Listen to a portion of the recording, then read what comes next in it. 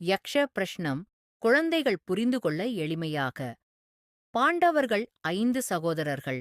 அவர்கள் வனவாசத்தில் இருந்தபோது ஒருநாள் அனைவருக்கும் மிகவும் தாகமாக இருந்தது. சகோதரர்கள் ஒருவர் பின் ஒருவராக நீர் குடிக்கச் சென்றனர்.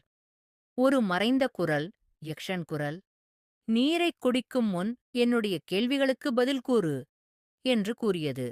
ஆனால் நால்வரும் அதைக் கேட்காமல் நீர் குடித்தார்கள். அவர்கள் உடனே மயங்கிவிட்டனர். பின்னர் மூத்த சகோதரர் யுதிஷ்டிரர் வந்து அவர்களை மயக்கத்தில் பார்த்தார். யக்ஷன் கூறினான், "உன் சகோதரர்களை உயிருடன் பார்க்க விரும்புகிறாயா?